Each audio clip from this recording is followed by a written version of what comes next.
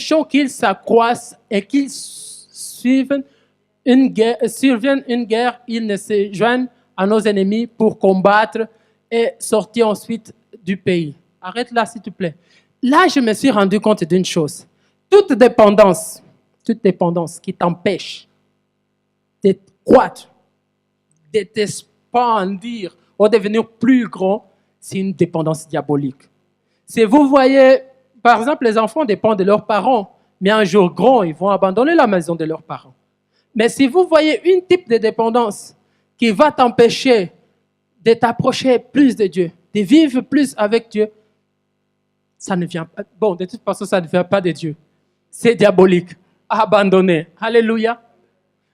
On va continuer encore. Et l'on établit sur lui des chefs de corvée afin d'accabler les travaux pénibles. C'est ainsi qu'il bâtit la ville de Phyton et de Ramsès pour servir les magasins du Pharaon. Bon, là c'est bon. En fait, vous regardez comment le peuple dépendait des Égyptiens, malgré leur puissance, malgré leur force, malgré leur nombre. Mais c'était les pharaons qui prenaient des décisions sur eux. Nous avons notre Dieu, hein, on est puissant. Mais si on ne le sait pas, parce que le peuple là, c'est comme s'ils ne savaient pas qu'ils étaient puissants. Mais les pharaons, ils tremblaient. Quand ils voyaient le nombre, ils disaient, waouh, ces peuples-là, s'ils continuent comme ça sera du problème ici. Hein. Si on nous attaque, si c'est mis de l'autre côté, c'est fini pour nous. Bien-aimés, la dépendance, faisons attention, peut être beaucoup plus élargie. Regardons, peut-être on est dépendant d'un travail, on est dépendant de cela. Sans ça, on ne peut pas vivre. Sans ça, on ne peut pas marcher. Faites attention. Si cela vous empêche de croître, de vous élargir avec Dieu, laissez tomber. Parce que ce n'est pas une bonne chose. Alléluia. L'autre dépendance, en fait, c'est dans le livre d'Exode 2,14. Qu'est-ce que ce texte-là? Parce que parfois, le peuple là attendait un libérateur. Hein? Et regardez maintenant ce qui va se passer quand ils vont les envoyer, les libérateurs. Dieu les envoie un libérateur. Et combien de fois cela, ça ne nous arrive pas dans nos vies? On prie Dieu. Oh Dieu, quand tu vas me donner ça, quand tu vas me donner une voiture, j'ai dit, papa, lundi à lundi, je suis à l'église. Lundi à lundi, je suis à l'église. Je veux vraiment marcher avec toi sans arrêt. Qu'est-ce que ça se passe quand Dieu nous donne la soi-disant voiture, là, tout belle? On vient lundi, mardi, on utilise une histoire. On utilise ce que Dieu nous a donné pour encore comme une excuse pour ne pas nous approcher, nous avancer avec Dieu. Parce que quand Dieu te donne quelque chose, en fait, c'est quelque chose qu'on doit réaliser. Les styles de vie changent. Les modes de vie changent. Tu pries pour un enfant, Dieu va te donner un enfant. Mais il faut savoir que l'enfant, tu vas devoir travailler pour l'enfant. Tu vas devoir lui donner à manger et tout ça. Et ces choses-là vont être un peu difficiles. Mais il faut que vous vous adaptez et vous continuez à servir Dieu. Mais qu'il ne soit pas une raison pour ne pas continuer à servir Dieu. Et le peuple, c'est arrivé la même chose. Ils ont demandé, c'est comme si à leur intérieur, demandaient un libérateur. Dieu les envoie un libérateur. Le libérateur est ok, ça va, on y va. Ils sont allés vers les pharaons, commencé à discuter les choses avec les pharaons. Qu'est-ce qui s'est passé? Les pharaons commençaient à se fâcher. Les choses commencent à se compliquer pour le peuple. Le peuple, qu'est-ce qu'ils ont fait? Ah, Moïse, c'est à cause de toi, hein? Vous comprenez? Attention, la dépendance. La deuxième chose, le deuxième, parce que nous avons lu, dépendance et conformisme. Les 2 premières semaines de prière, nous avons passé un temps où les pasteurs nous avaient parlé de l'histoire de Gédéon. Vous avez vu la réaction de Gédéon. Quand les mendiants ils les empêchaient, Gédéon, c'était risqué, mais il allait essayer tout pour essayer de trouver quelque chose à manger pour sa famille, se battre, tout, il faisait. Mais les peuples, ils étaient nombreux, comme je vous avais dit. Mais le peuple ne faisait rien. Le peuple se conformait tout simplement, acceptait tout simplement la situation. Aucun ne s'est levé pour discuter ses droits.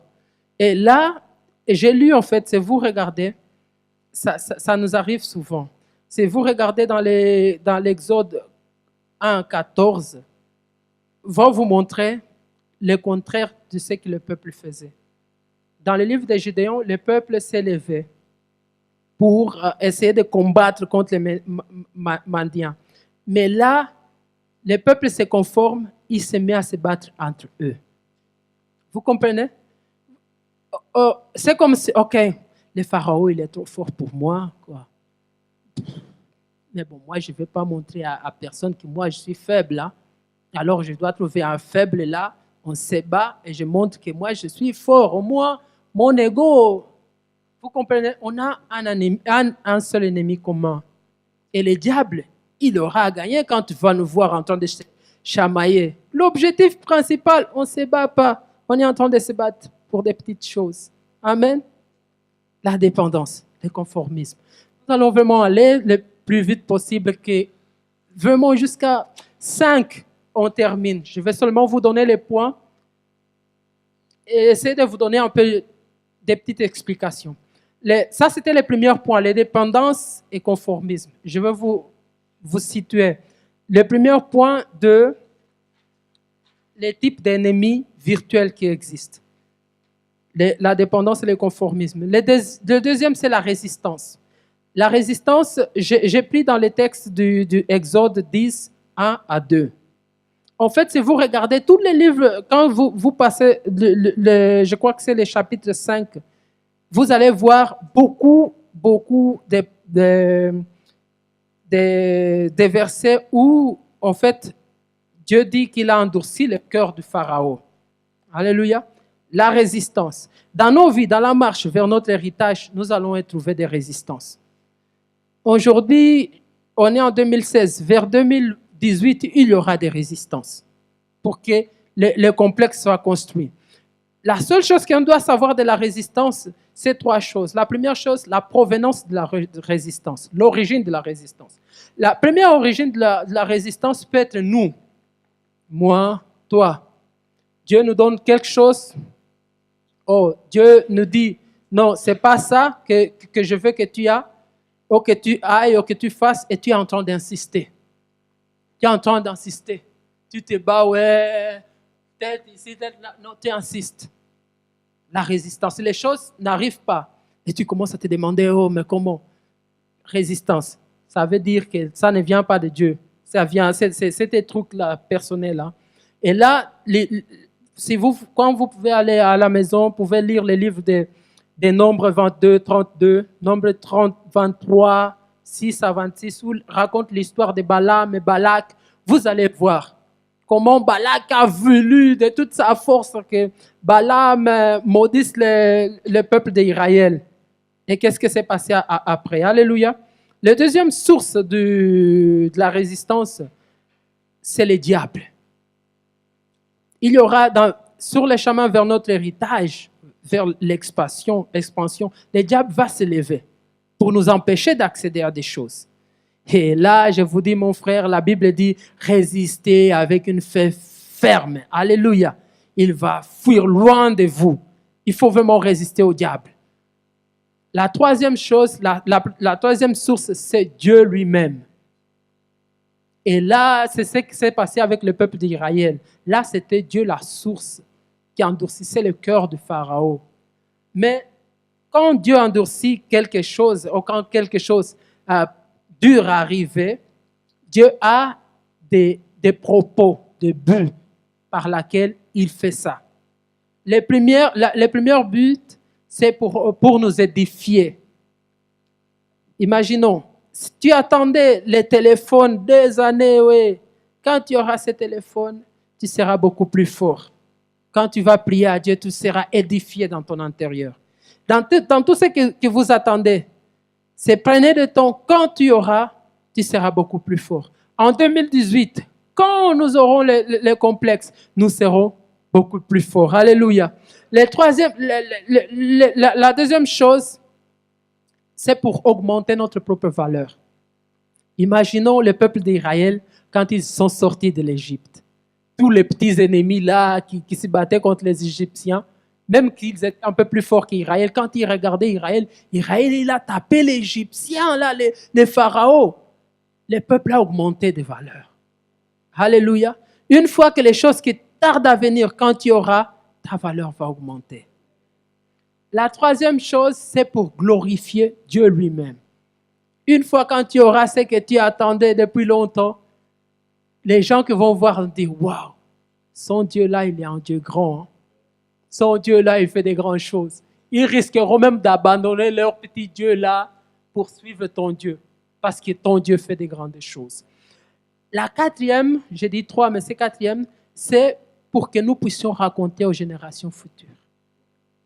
Les jours en 2018, quand nous aurons les complexes. Après, c'est comme l'exemple que je vous avais donné. Hein.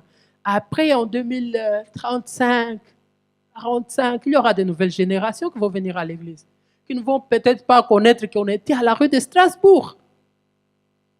Quand tu vas leur raconter toutes ces histoires-là, ouais, ils vont dire, waouh, notre Dieu, il a fait de ces grandes choses. Ils vont être aussi édifiés. Leur Dieu aussi sera glorifié. Tout à cause de la résistance. Alléluia. Le troisième point, que le troisième ennemi virtuel aux situations virtuelles qui peuvent nous arriver, c'est la nature. Sur la route vers notre héritage, il y aura des choses naturelles qui vont arriver, qui vont nous empêcher de rentrer dans... Ce n'est pas qu'ils vont nous empêcher, mais seront des choses qui vont vouloir nous limiter ou nous empêcher de rentrer dans notre héritage. Je vais m'expliquer. Imaginons une femme qui n'a pas, je ne sais pas si c'est le mot qu'on dit utérus. C'est comme on se dit, laisse tomber. On ne peut pas enfanter. C'est naturellement. Acceptons la situation. Mais on est en route vers notre héritage. Dieu nous a dit déjà qu'il va nous donner. Amen. Et nous sommes victorieux sur ces choses. Hein. C'est les victoires. Et la victoire, c'est pour les saisir et les vivre. Et là, Dieu nous donne la victoire sur ces choses naturelles. Amen. Sur la route vers notre héritage, il y aura des choses naturelles qui vont vouloir s'élever. Sachez que Dieu nous donne la victoire sur ces choses. Amen. Et là, j'ai pris l'exemple, c'est l'Exode, mais ce sont des choses qu'on va lire à la maison. Exode 14, 21 à 22. Quand le peuple était devant la mer, le Pharaon a décidé d'encore venir à la persécution du peuple. Le peuple, il regardait les pharaons, il regardait la mer, il disait, waouh, ici c'est fini. Mais c'est qui est fini pour l'homme. Dieu, il s'élève, c'est pas encore fini. Amen. La femme on dit, ouais, le docteur dit, c'est fini. Bon, si tu ne veux pas adopter, vivez seulement comme ça, un chat, ça va. Mais non, Dieu dit, non, c'est pas encore fini. Ordonne à Moïse pour élever son bâton. Et la mer, la chose naturelle, la chose impossible aux yeux des hommes, souffre. Amen. Et le peuple passe pour aller vers son héritage, pour aller vers son expansion, pour aller vers ses bénédictions. Alléluia. Gardons ça dans la tête. Peut-être il y aura des choses compliquées. Vraiment, du domaine humain, on se dit non, on n'a plus de solution. Sachez que même les choses naturelles, Dieu peut changer en notre faveur. Le quatrième ennemi virtuel, c'est la contestation. Dans le chapitre 17, de 5 à 7, chapitre 17 d'Exode, le peuple s'est levé et s'est mis à contester. Ce sont des ennemis qui s'élèvent, mais pour nous empêcher. Peut-être tu seras contesté, ou peut-être tu vas contester. Sachez d'une chose, Dieu nous donne la victoire sur ces choses. Alléluia. La contestation, si nous lisons les livres, quand j'étais en train de regarder, je me suis dit, Seigneur, en fait, je voulais parler en portugais, désolé. En fait, rien n'est nouveau. Hein? Certaines des choses qu'on vit dans l'église, c'est des imitations. Ces gens-là, ils allaient dire, hey, copyright. Oui, parce que quand tu vois des gens poster des choses sur Facebook, et étaient dans l'église, et après, blablabla, c'est que des imitations. Peut-être seulement un peu plus décoré, mais c'est des imitations. Faites attention à la contestation. Parce que c'est des choses qui vont nous empêcher, en fait, vont nous limiter. Si vous ne voulez pas avoir un péché, parce qu'un péché, c'est vraiment pas accéder, mais vont nous limiter à arriver là, vers où Dieu veut que nous arrivions. Alléluia. Le cinquième ennemi, que je ne vais pas vous parler trop parce que le pasteur Chirand a pris mes sauces la fois passée, c'est la peur. Et la peur, c'est dans le chapitre 20, 18 à 21. Et le pasteur Chirand nous avait parlé en large sur la peur.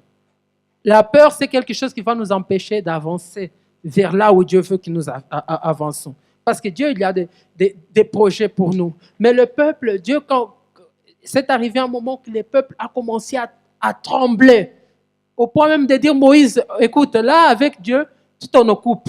Nous, on reste dans un contexte seulement et on regarde. Le sixième, c'est l'impatience.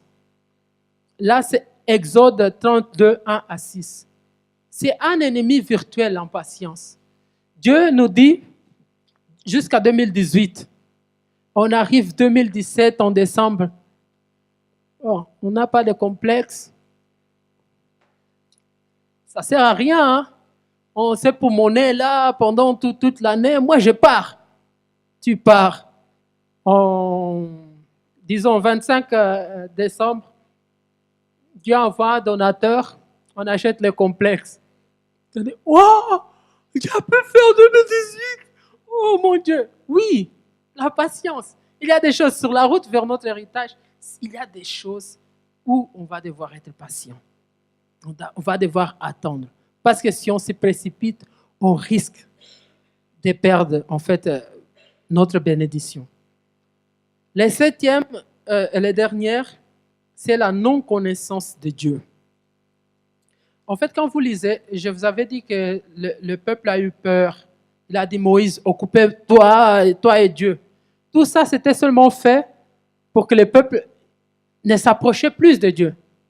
À cause de ça, le peuple n'avait pas cette connaissance de Dieu. Et qu'est-ce qui s'est passé? Chaque pas que le peuple donnait, il tombait, il péchait, parce qu'il n'avait pas la connaissance de Dieu, du Dieu qu'ils avaient. Qu'est-ce que je vais dire? Sur la route vers notre héritage, nous devons faire attention. Prenons du temps à prier pour notre Dieu, à passer avec notre Dieu. Parce que ça va nous fortifier. Un jour, peut-être, tu auras un mal au ventre. Tu vas vouloir appeler les pasteurs ne seront pas disponibles. Tu vas appeler les anciens, papa, ngata, papa, tous les papas de l'église. Aucun papa sera disponible. Mais toi qui n'as pas la connaissance avec Dieu, qu'est-ce que tu vas faire? Vous savez, très souvent, ce sont des choses comme ça qui conduisent les gens au suicide. Peut-être seulement quand tu vois personne autour de toi n'est pas là pour te donner la main, il y a Dieu encore qui est là. Quand on connaît Dieu, tu peux te dire, Dieu est encore là. Tu élèves ta voix. Les gens vont dire, ouais, j'ai vu, Carlos, il était comme un fou, parlait seul. Non, tu étais en train de parler avec ton Dieu. Dieu, regarde la situation que je suis en train de passer. Viens m'aider. Si tu peux, papa. Les gens vont dire, parce que peut-être les gens autour n'étaient pas disponibles. Il ne faut pas en vouloir les gens. Mais il faut avoir cette relation avec Dieu. Amen. Ça, c'est le septième ennemi virtuel. Je vous promets qu'avant 10, je termine. Je termine en prix. Je ne parlais pas comme ça avant. Dieu nous aide. OK.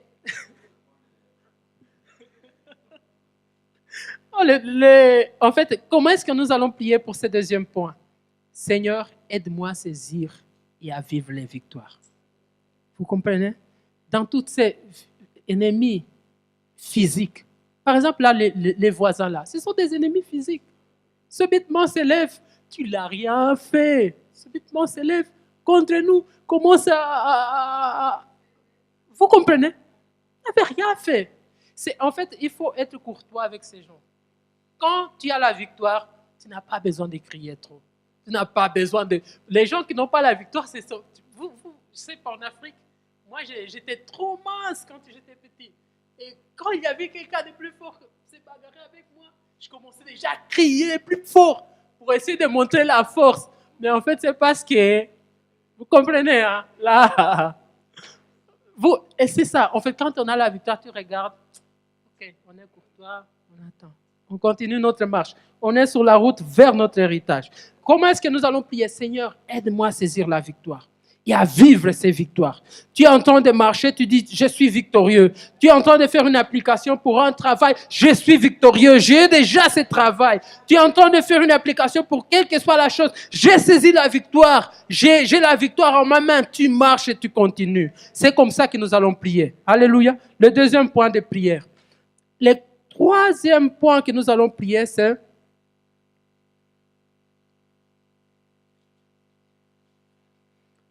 Dieu demeure toujours fidèle.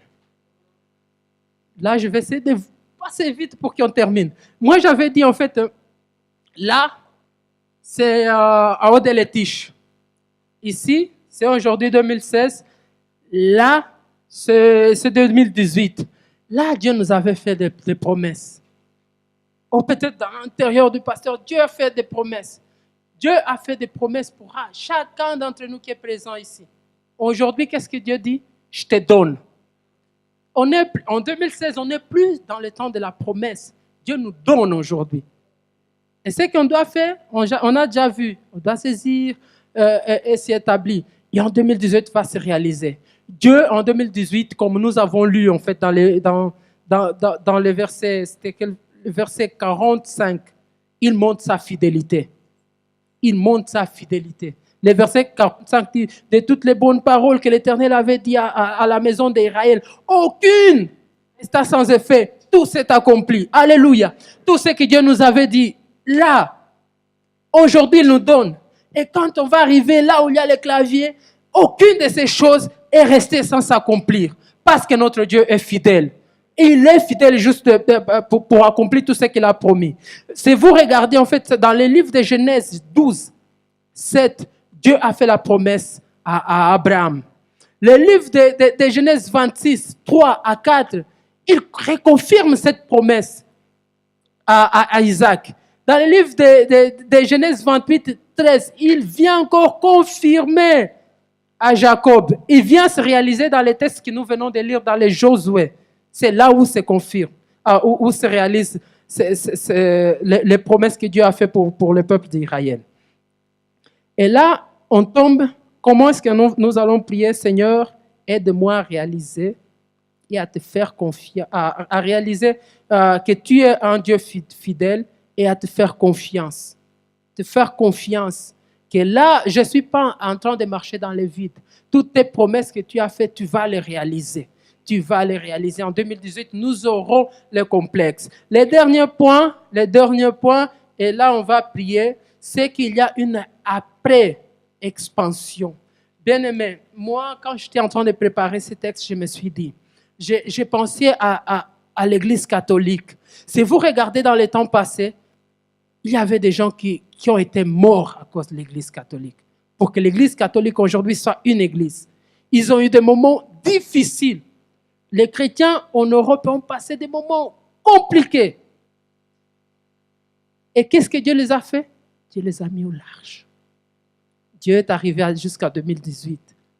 Il dit les catholiques, écoute, vous avez partout dans l'Europe des temples. Vous n'avez pas de problèmes financiers, problèmes de ça, de cela, aucun problème. Même problème politique. Ce que on doit réaliser, nous, aujourd'hui, c'est qu'il y a un après expansion. Il y a un après bénédiction. Et c'est ce qui s'est passé avec les catholiques, c'est ce que ça se passe aujourd'hui. C'est nous regardons, nous allons dans les églises catholiques, nous allons voir comment ils sont vides. On va se dire peut-être tous ceux qui sont morts pour rien.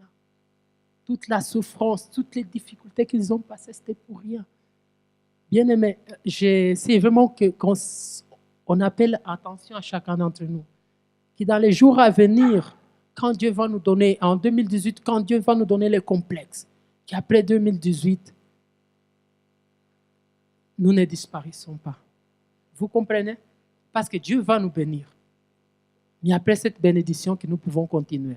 Moi, j'étais en train de regarder les livres, en fait, parce qu'il y a les livres de Genèse, après il y a l'Exode, il y a Deutéronome, il y a tous les livres, ils sont 6 jusqu'à Josué. Et là, en Josué, c'est là où Dieu les a donné Dieu les a bénis. Mais vous savez quel est le livre qui suit le livre de Josué? Quelle est la chose qui suit leur bénédiction? Bien-aimé, que Dieu nous aide. Vraiment. Aujourd'hui, en 2018, on sera béni, mais que jusqu'en 2200, on se parle d'El Shaddai. Que nos enfants continuent à croire en Dieu. Que nos enfants continuent à élever les flambeaux, qui ne meurent pas dans la nature.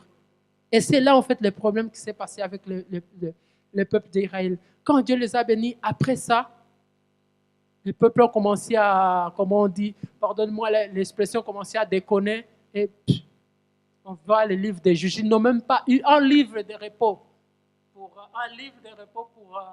profiter de leur temps de bénédiction. Vous vous rendez compte? Notre prière pour ces points-là, et c'est le dernier point, c'est que Seigneur, aide-moi afin qu'après l'expansion, je ne m'éloigne pas de toi. Après que Dieu te donne ce que tu attends, que tu ne t'éloignes pas de Dieu. Que tu les sers davantage. Et que les générations qui vont venir après toi continuent à servir Dieu. Alléluia. Nous allons nous lever et nous allons prier selon ces 4 points. Et désolé pour autant d'explications, autant de choses que je vous avais parlé. Alléluia. Nous allons prier sur ces 4 points. Premier point, Seigneur, aide-moi à prendre possession et à m'établir sur tout ce que tu me donnes. Que Dieu nous aide à prendre possession. Si tu attends, si Dieu t'a donné le pays, prends possession. Établis-toi dans le pays. Le deuxième point, Seigneur, aide-moi, Seigneur notre Dieu, à saisir et à vivre les victoires que tu nous accordes. Dieu nous accorde la victoire sur toute chose, que nous saisissons cette victoire et que nous les vivons.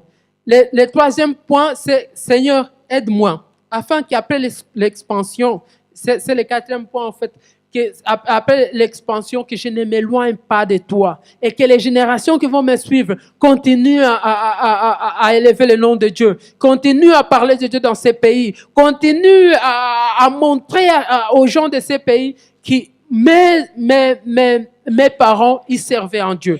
Alléluia. Le deuxième, Seigneur, aide-moi à réaliser ta fidélité. Parce que quand on sait que Dieu est fidèle, on ne va pas trop trembler. Il va nous faire une promesse, on va continuer. Ça va tarder 2 jours, 3 jours, 4 jours, on va attendre. Parce que Dieu est fidèle, il va l'accomplir. Alléluia. Prions au nom de Jésus-Christ. Seigneur Dieu de gloire, je te bénis. Seigneur, merci pour ta parole. Nous nous inclinons devant ta majesté, devant ta grandeur.